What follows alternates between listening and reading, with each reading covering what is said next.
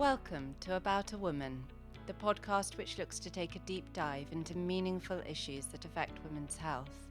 I'm Dr. Katie Cowie, and I'm a GP and women's health specialist, founder of the Women's Health GP and passionate about educating and empowering women on their journey to a place of wellness and positivity. So, for this episode of About a Woman, I have the pleasure of speaking with renowned trichologist Eva Proudman. Eva is the founder of UK Hair Consultants and has clinics throughout the UK, and her fascinating work has also formed the focus of a TV documentary aptly named The Hair Loss Clinic. So, firstly, just to say welcome, Eva. Thank you so much for joining us today. I'm really excited to get on topic here. Um, just for the benefit of some of our viewers and listeners who maybe aren't familiar with the term trichology, could you kindly tell us a little bit about what that is and how that looks in practice? So, trichology is the study of everything to do with the hair and the scalp. I always say I start at the top of the head on the scalp and I go as far as your chin. That's our box of physiology. And I studied with the Institute of Trichologists who've been around for 120 years. I did 3 years of clinical study and practice and 2 years of mentorship. And we can diagnose whether it's a scalp or a hair problem or both, whether it's autoimmune related, whether it's inherited through your genetics, all sorts of things. So if your scalp's itchy, flaky, or red, come and see us. If your hair's falling out or it's thinning, come and see us. So that's the only box we do. Unlike GPs that have to do everything, we've got a tight little focus. Great. And sort of on that note of the kind of reasons as to why people come to see you, what would you say are the kind of most common complaints that you see? So usually it's a change in the hair. So it Mhm. can be that it feels a lot thinner. You're seeing a lot more coming out. You're very aware of it in your hands when you wash it or you brush it. Very often the vacuum is absolutely full of it, or your partner's complaining about emptying the plug hole. It can be a general thinning. It can be there's a family inheritance and you've got a parent, grandparent, aunt, uncle who've had a problem and you're worried you may get the same problem. It can be patchy loss. It can be irritated scalps. And scalps are irritated for lots and lots of reasons, from your standard seborrheic dermatitis, sort of like an eczema, right up to things that are all autoimmune driven. So any change really that isn't going away and makes your hair feel different is what tends to come through the door. Hmm. And do you tend to find that people are feeling quite emotional about their hair and scalp complaints when they first come to see you? The hair is super, super emotional. It's all about how it makes you feel. It's your identity. Very often, hair is the thing that you've been really proud of. You're known for your hair. And when that starts to change, you feel very much like you're not the same person. It can make you very anxious. It can make you depressed. There's a condition called hair awareness, where you notice every little thing about your own hair. You'll be counting the hairs in the brush. You certainly notice everything about everybody else's.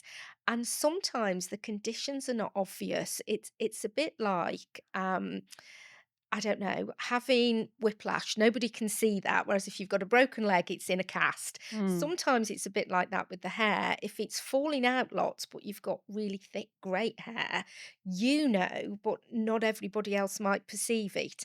And so it makes you even more anxious because you feel like you can't talk about it because you'll say, "Oh, I've got this problem."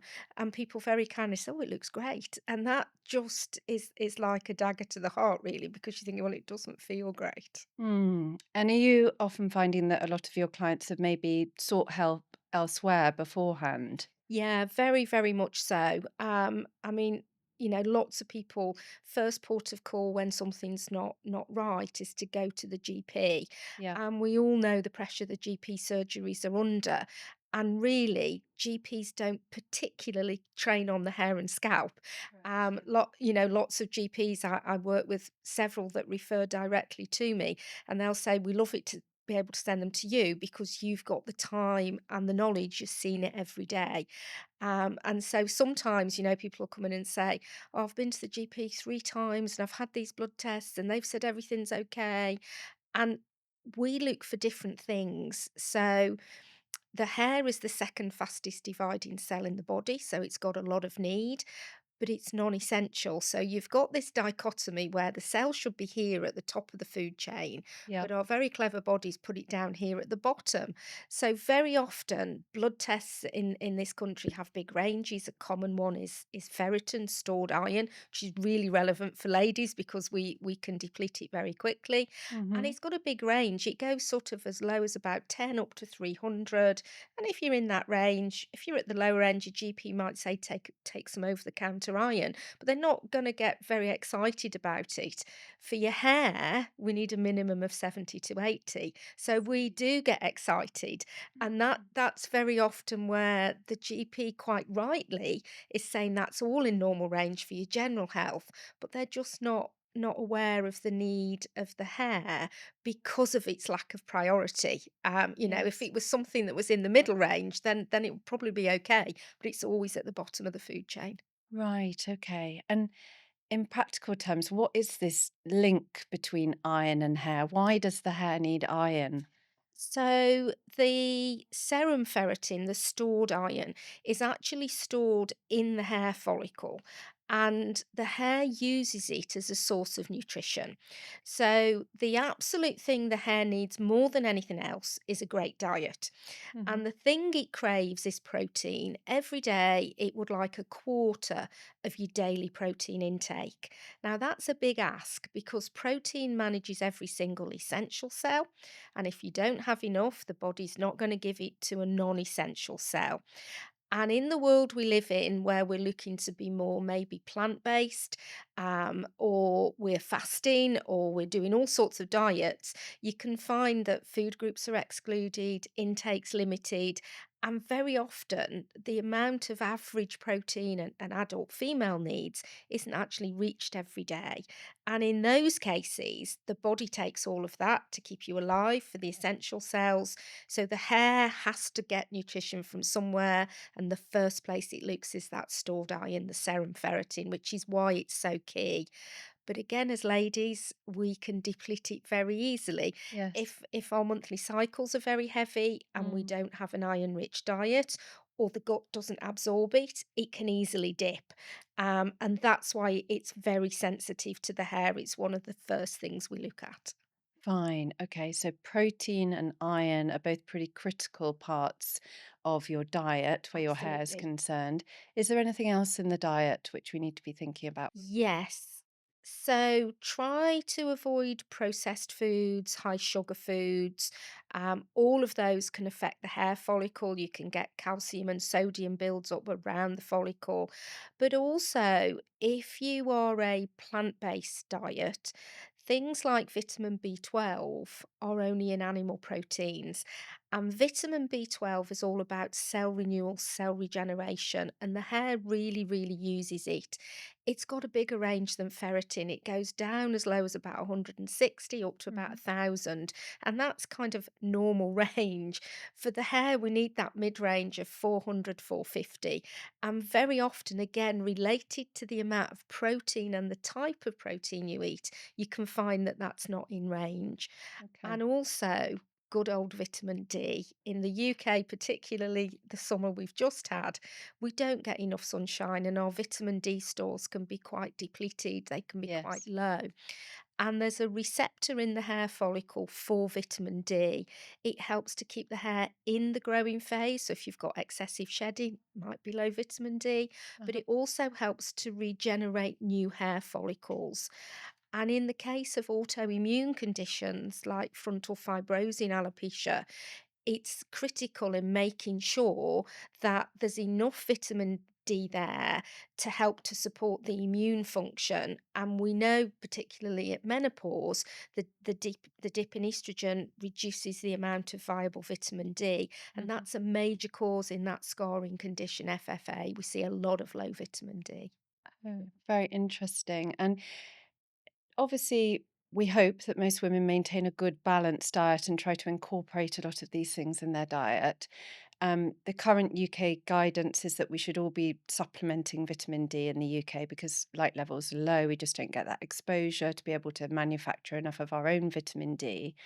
Is there anything else that you would routinely recommend people supplementing in the form of whether that's incorporated within a multivitamin or as individual vitamin supplements? So I sort of work from a basis of if we can get it through diet, that's the way to go. Yes. If we've got issues with things like IBS, IBD, or we've got general gut issues or a family history of you can never increase your stored iron, then I might look at other things. So one of the things we use to help to get the stored iron levels up, if somebody's absorption is not great, you can use the amino acid lysine, and lysine helps to switch on the receptor in the gut to see the iron, to uptake it, to store it.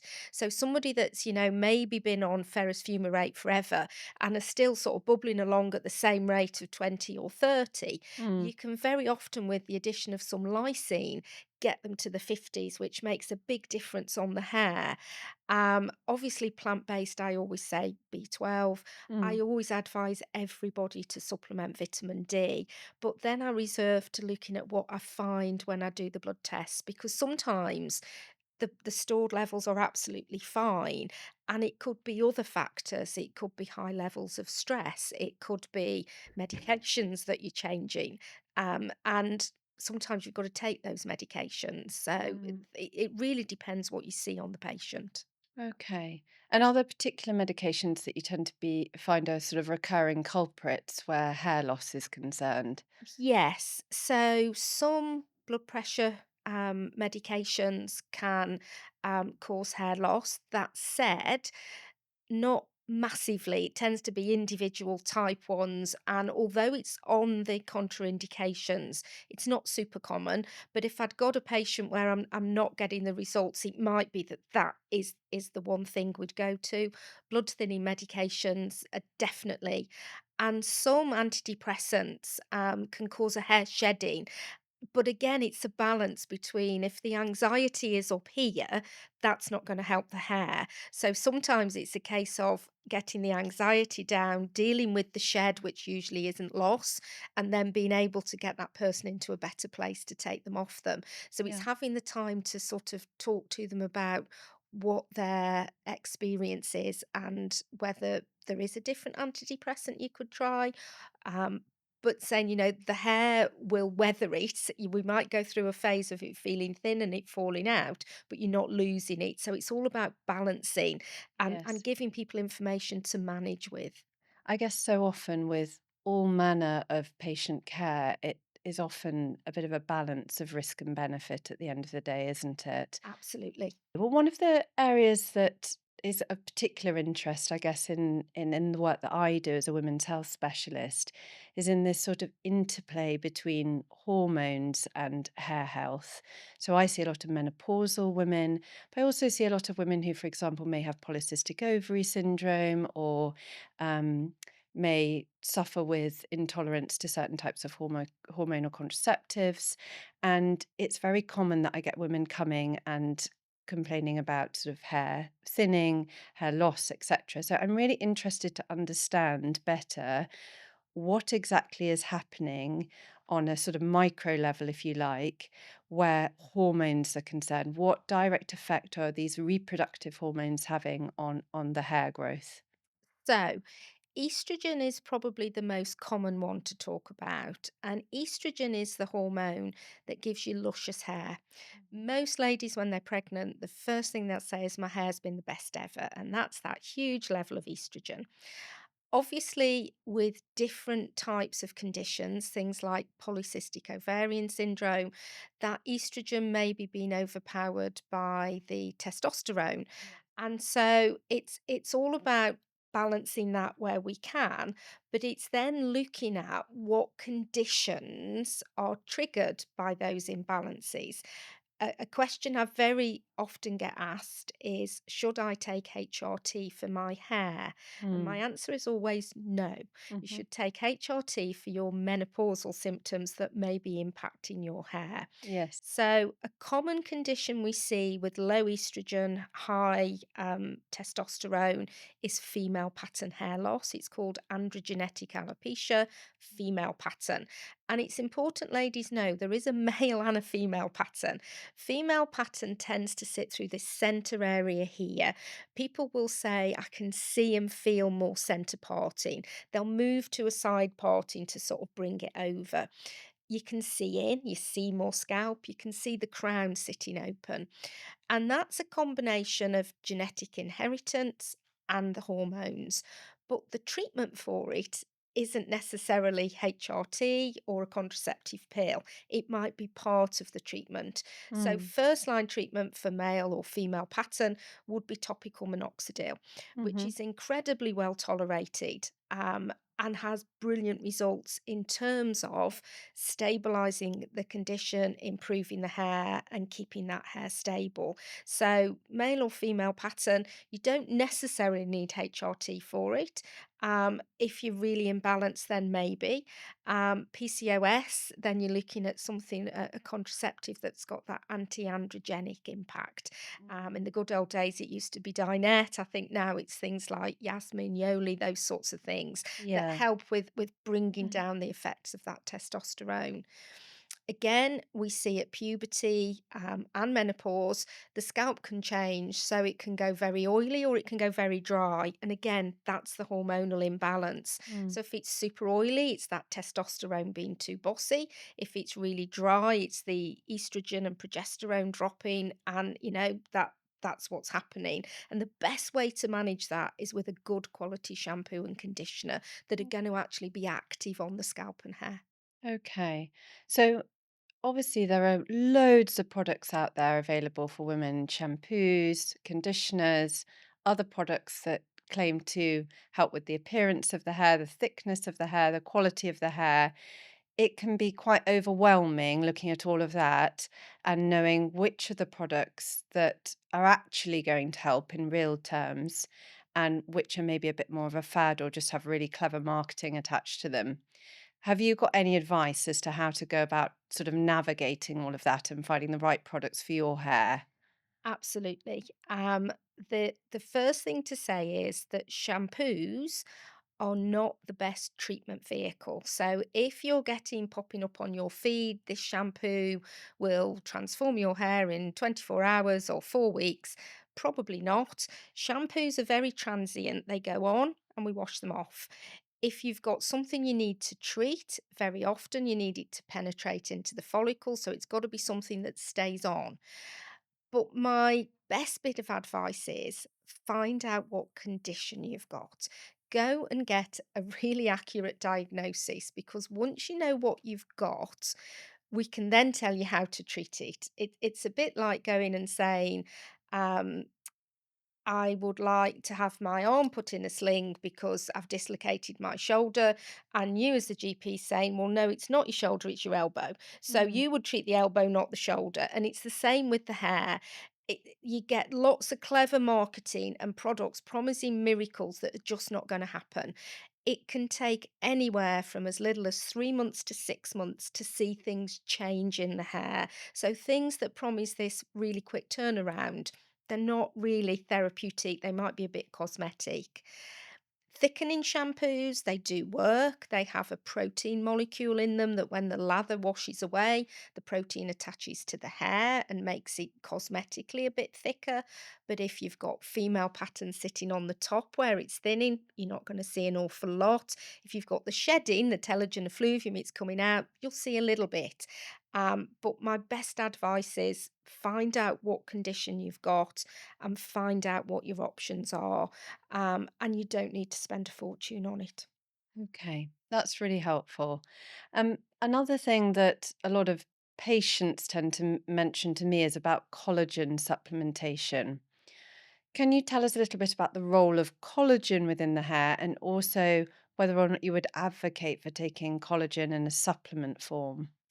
So I am a consultant trichologist to Absolute Collagen, and the reason I mention that is we did a double-blind, random placebo clinical trial on the supplement. It was part of it was the skin, and my part was the hair. Mm. And many years ago now, 6, 7 years ago, I'd done a small perception trial for them because they were noticing changes in the hair. And quite interestingly, the clinical trial that we did with Princeton gave very similar results to the perception survey. And what collagen is, it's protein. So it's got protein in it, it's made up of amino acids as proteins are. And that protein and those amino acids have benefits to the hair and the scalp. And so it can be beneficial. Um, Different supplements can give you anywhere from as little as a gram to 10 grams of protein. The absolute collagen is 8, and that's as much as having an egg. So it's quite a big slug of protein, and it can push you over that daily limit if your diet's a bit low. Collagen's very unique. It goes to where it needs to go to first. So if it's joints, it will help with joints. If it's skin, it helps with skin. Hair's always at the end of the food chain. But we saw a reduction in hair shedding. We saw a massive reduction in scalp inflammation and flaking, and that's purely down to the amino acids that are in there. So it's like everything. It is a valid supplement to take. It is beneficial, but again, some people won't need it because their diet is great, their genetics are great. And so it's all very much on an individual basis. It's not a everybody must have it. But as we get a little bit older, my joints aren't great. I've had bariatric surgery. I don't absorb so well. And so the collagen really does help me. Um, but then I could have somebody else the same age as me that's super fit, got better genes than me, no sort of rickety joints. And for them, might help a bit, but it might not be everything they need. But there's that core of us that tend to have that sort of aging going on, and it definitely does have a really positive effect. Great. So, in a sense, in terms of recommending it, it's sort of on quite an individualized basis, isn't it? Yes, Yes. it seems that it has some benefit, but the extent of the benefit is largely going to be down to how you present, what your genetics are, and what your lifestyle is, etc. Yeah. Yeah. And also what your expectations are. I think that's important with every treatment. Um, you know, eh, I can see people that have got naturally fine hair that has only ever grown to here. And I'm not suddenly going to be able to turn them into Rapunzel because Yeah. genetics won't let me do that. And sometimes you've got to manage your own expectations. As we've just said, marketing is a wonderful thing. Yes. I'm not expecting to take my collagen and turn into my 20-year-old self. I know that's not going to happen, but some marketing would lead you to believe that. Yeah, sure, sure. So it's kind of getting to the point where you feel at your best. Yes. And again, that's very individualized. How you Yes. feel and what feels good for you is it is quite specific to what you're used to Yes. and what feels right. Absolutely. Great. Another question that I've tended to be asked quite frequently, and which I often feel like I don't really know the answer to, is how often should we be washing our hair? There seems to be this generally accepted idea that washing it every day is probably not great. But in terms of what is the right frequency, is there an answer to that question? Absolutely, there is. So it really depends what type of scalp you've got. What we tend to forget is when we get to here, underneath this hair is skin. Just like our faces, it's skin. Mm. The difference is there's 180,000 oil glands sitting there and the sweat glands. So your scalp is very, very moist. There's a natural yeast that lives on it, like we've got everywhere. Normally, you don't know it's there. But if you've got an imbalance on the scalp, it can cause inflammation, itching, flaking, all sorts of things. So it very much depends on your scalp. And ideally, we say wash every day, every other day. That said, on that 80-20 rule, that 80% of people need to do that. There are those lucky, lucky people that can wash once a week. It never itches, it never flakes, the hair's great. They're really lucky. 80% of us can't get away with that. And when I use my trichoscope, I can see somebody that's washed their hair that day. And if the shampoo they're using isn't very good, they're absolutely shocked at what you see sitting on the scalp. It collects dead skin cells, it collects dirt, debris, fluff from your hat, you name it, it's sitting there. Gosh. And if you're Okay. not taking that off, just Hmm. like anywhere else, your hair isn't going to grow so well. The scalp is the growing medium, and keeping that balanced is what's more important. And it's a real myth to say you'll wash the oils out. It would be almost impossible unless you're using something that's very harsh, which nowadays most formulations are not too bad. Okay. So you do actually need a regular cleansing process. Yes. Fine. Okay. And the yeast that you mentioned that everybody has sort of there as a kind of commensal, so to speak, on the Yes. scalp, that overgrowth, is that because it's kind of feeding on the oils if you've not been washing regularly Yes, enough? so the yeast loves that moist environment. It loves the sebum, the oil that we produce on the scalp, and basically it feeds on it. It makes big skin cells.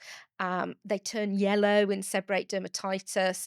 They don't snow like dandruff. You can kind of be doing this, and you think, "Oh, what have I just picked?" And Yes. there are some really effective shampoos that reduce the inflammation. They can help with the itch because very often it's itchy, but some of them are really good because 'cause they're antimitotic, so they slow that overactivity down. Both in seborrheic dermatitis and psoriasis, you can get some really good shampoos that you can use every day if you need to. So some of the over-the-counter treatment shampoos are way too harsh. They're great on the scalp, but they make your hair feel like straw, and you can only use them once a week. There are some Mm. very well formulated ones that you could use daily, and it is so much more beneficial because it keeps the hair lovely, but it manages that scalp really well. Right. Okay. So yeast overgrowth being one of the sort of scalp conditions that you must see a lot of in A clinic. lot. Yeah. What other kind of conditions of the scalp specifically do you tend to see on a regular basis? I see a lot of scalp psoriasis Mm. that isn't particularly well managed. The body can be really well managed, but again, the scalp's a little bit like the poor relation. And with psoriasis, it's where the um, epidermal turnover, the skin, is reproducing 5 times more quickly than it should do. And on the scalp, it makes these thick plaques. They're very silvery, they're very itchy. If you pick at them, they bleed really easy. You've got snow everywhere. It's a horrible, horrible condition. And the sort of traditional dermatology treatment is a steroid lotion or cream to thin that plaque down. As a trichologist, we use something called a keratolytic. And what a keratolytic does is it softens and lifts that plaque. We have a cream made. It's got a little bit of salicylic acid in it. It's got some cade oil. Cade oil is a brilliant plant extract. It's got some juniper in there. And you'd put it on the plaque, wrap your head up to keep it warm for a good 20 minutes, and then wash it off with a treatment shampoo. And you do that maybe every 2 to 3 days, and you'll get that plaque off and you'll get remission. And that for lots of people with psoriasis is a bit like, wow, it's an epiphany. I've never had a scalp like that. And I guess that's one of the best bits of my job is when I see somebody that's a long-term psoriasis, scalp psoriasis sufferer, and they get that remission. It's like, oh, I didn't think that would happen. But the creams are easy to use. We used to only have them in clinic after the television show. We've made them as home treatments as well. So you can get that without the thinning, and you can manage it with a good treatment shampoo as well. Great. I imagine that's pretty transformational for people with psoriasis. Massively. Hmm. Great. One of the other things I wanted to ask you about was the change in hair during the aging process, where hair obviously eventually becomes grey, and for some women it goes on to become white. What causes that? What causes the change in the colour of the hair? So again, it's the aging process on the cells in the body. So we've got cells called melanocytes. Melanocytes sit in the root of the hair, and they're the thing that produces the melanin, and the melanin is what puts the colour in the hair. And as we age, they start to fail. So we get less melanin, less colour. Mm, But hair doesn't go grey or white, it goes translucent. So when we lose the colour in the hair, it's actually translucent, but it refracts the colours around it. And that's why you get those steely dark greys to the yellowy greys to the whites. And the problem with grey hair or white hair or translucent hair is it doesn't refract the light. So if you've got a thinning problem, that light bounces through it and shows the scalp, and the scalp can be really shouty. And so very often, again, covering the grey, the colour stops the scalp from shouting. It slightly swells the hair as well. And so, again, for some people, that can be a good way of not being too bothered by seeing their scalp, because when the scalp's showing, people are not comfortable. I see. So in effect, the grey or white or translucent, as you put it, hair is sort of accentuating the visibility of the exposed scalp Yes, areas. yeah, yeah, very, very much so. And again, in cases like alopecia areata, the autoimmune condition where you get the circular patches, very often when that hair comes back, it will come back white. And that's because the melanocytes sat in the root kind of get caught up in the immune problem. Generally, they'll settle back down and you'll get the colour coming back in. But you can see areatas that recover and they've got these circular white patches. As I say, most times they recover. If they don't, you can dye the hair and sort of make it seamless again. Great. Okay. Another phenomenon that sometimes I've seen medically, or often I've quite seen medically, I should say, is women who have gone through chemotherapy treatment and they've had obviously significant hair loss with that. And when the hair regrows, it tends to be curly where maybe it wasn't before. Can you explain that phenomenon a little bit for us? So, one of the schools of thought are that what dictates the shape of your hair is the shape of your follicle. Hmm. So, straight hair has a circular follicle. Curly hair has an elliptical and oval follicle. And so things like possibly using the cold cap, where you've got to have it tightly fitted and you can't have any air gaps, that Yes. could maybe sort of have changed slightly the shape.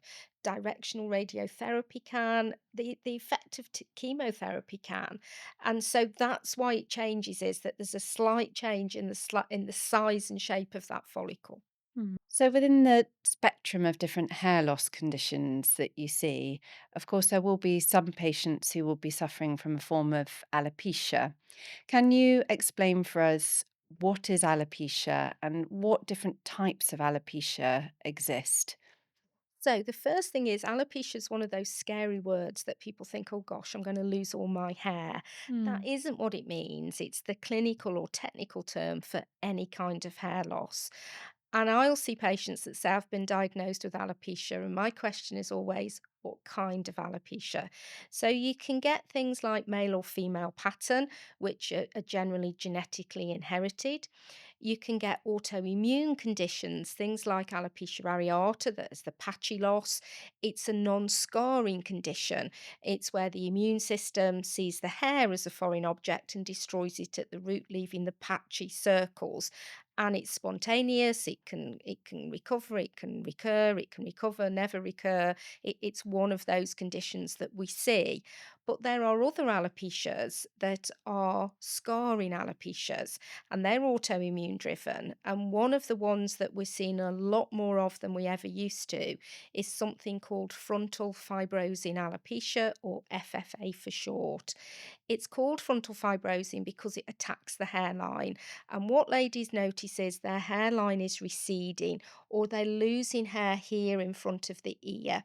And frontal fibrosing can take the hairline in front of the ear, behind, and it can go all the way to the crown. And technically, you could lose that whole frontal section. At the back, it's perfect, but this is gone. You very often get symptoms of itching. It can be very itchy, but not always. It can creep or burn or tingle or be sore. You tend to find you lose the outer third of the eyebrows. You might be losing other body hair. and it's scarring. So that hair that's gone, we can't regrow it. Rather than attacking the hair, the immune system is attacking the growing unit of the hair. It's called the pilosebaceous unit, and it takes it out underneath the scalp and causes a scar.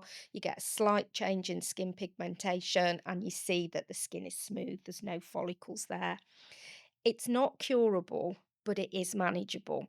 So I would say to any ladies, if you're seeing hairline recession or hair loss here and you're worried about it, come and see me or another trichologist to get an accurate diagnosis, because the sooner we can see it, the sooner we can try to manage it. And the management is to try to reduce the inflammatory response that's in the follicle and normalize the immune function. And there are various ways of doing that. And once it's stable, even if the loss has progressed, there are companies out there that make these very clever things called frontals, and they literally sit in the loss area because you don't want a wig if you've got all of this perfectly at the back. So, again, I always say to ladies, if the worst happens and your immune system won't play, we can still get you good hair with a good frontal system. So, hairline recession in ladies is not normal. Hairline recession in men is part of the male pattern, but in ladies, if it's receding, please get a diagnosis, because there's lots of things we can do to try and stabilize it and keep as much hair as we can. And what about the role for hair transplantation? Because we hear a lot about that in the context of male pattern baldness, that many men are now exploring that as an option for themselves. Are you finding that women are going down that route? And what kind of, if they are, what kind of context would it be appropriate for them to consider it? So, hair transplant isn't a cure. Mm. What hair transplant does, it takes hair from here, which has got a different genetic profile than hair here. Hair here, if you've got male or female pattern, is programmed to miniaturize. For most people, hair here isn't, which is why we use it. So when we take it from here and put it here, the brain reads it and says, oh, that's good hair. But all the hair around it will still miniaturize. So the first thing you should be doing before considering a transplant is A, getting a diagnosis so you know what kind of alopecia it is, Yes. and B, being on a treatment to stabilize and manage it. Because if you're part of the 10% that don't have the receptors in the follicle and can't respond, you shouldn't be having a transplant, because you'll be left with these islands of implanted hair and you'll still lose everything else. Hair needs space to go into. So Mm. guys, when they have pattern loss, you get those circles. We've all seen male pattern. Ladies, it's a bit more diffuse. It's a bit more everywhere. So you can't just stab lots of hairs into a follicle. You can get this phenomenon called shock loss, where the body will reject it. So ladies are a little bit more difficult. The more common places for females to get transplants is if we've got a bit of traction in here, sort of worn your hair in a bun and we've lost a little bit in here. I see. Sometimes correcting a hairline. If we're talking about scarring autoimmune conditions like frontal fibrosing, not really. A good surgeon would want to see stability clinically monitored for a good 6 years, probably, Oh, because that long. yeah, the problem is if we start putting it into the affected area, that immune system is highly likely to kick off, Mm. and you're going to lose not only the grafts, but then you're going to get external scars as well where the grafts have gone in. Right. So FFA, lichen planopilaris, both scarring conditions, not really suitable for hair transplant. Mm, mm. So you're at risk essentially of making the condition worse rather Yes. than better. Yes. Yeah. Yeah. Okay. Thank you. So it's been hugely insightful, everything that you've spoken about today. But as a kind of parting thought, so to speak, are there sort of five top tips, let's say, for hair optimization that women might want to think about in terms of including within their daily routine? Okay, so my first tip is diet. Try to eat a balanced diet. Try to look at your plate that you've got protein first, nice coloured veg, little bit of carbs, little bit of good fat. Can't go far wrong with that. Sleep. Mm. The hair follicle's the second fastest dividing cell. It needs good quality sleep to regenerate. Our lives are incredibly busy. try to manage stress or to find an outlet for it. And that doesn't mean you've got to meditate or do yoga. I always say to my patients, it's finding the things where you lose yourself. So if it's going out into the garden or walking the dog or baking a cake or doing a crossword, just that time where you're not thinking about anything else, try to get that stress down. Mm. Hair care. Make sure you use a good quality shampoo and conditioner. And for me, the fad about being sulfate free is not good. Sulfates are cleansers. They are what clean that hair and scalp, and they come in two types. There's SLS, which is in everything from car shampoo to baby shampoo, and there are other sulfates. The SLS is a very tiny molecule and it can penetrate the epidermis and it can go into the protein of the hair and it can cause dryness. MLS and TES are bigger molecules, fantastic cleansers. They don't penetrate, but they will make sure your hair and scalp are really well cleaned and balanced. And they won't make the foam. So if you're using sulfate free, you'll see it's not very foamy. And I've seen lots and lots of scalps that have gone sulfate free. And because the cleansing action isn't so good, suddenly we've got a dermatitis sitting on there. So good quality Right. shampoo and conditioner. And last but not least is think about your use of chemicals and heat. So it's fine to colour your hair, I colour mine, but three things go wrong with colour. It can be too strong, it can be left on for too long, and if you accelerate it with heat, all of those things will damage your hair.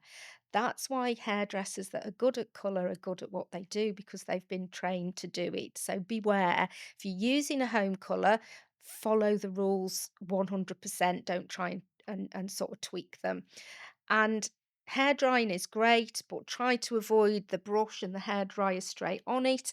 Your hair's made of 10% moisture, and when you directly heat damp hair, so if your hair's damp and you clamp the straightening irons on, you get that water heating up and it can literally boil in the hair follicle and it expands, and that's how you get those broken hairs. Yeah. So it's all about moderation, really.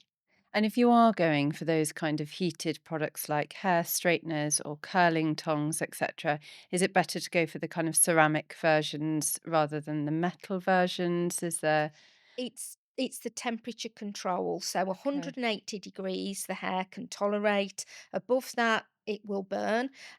It's got no receptors to tell you it's in pain, but trust me, I've used white hair and clamped it and it will go brown. It's burning.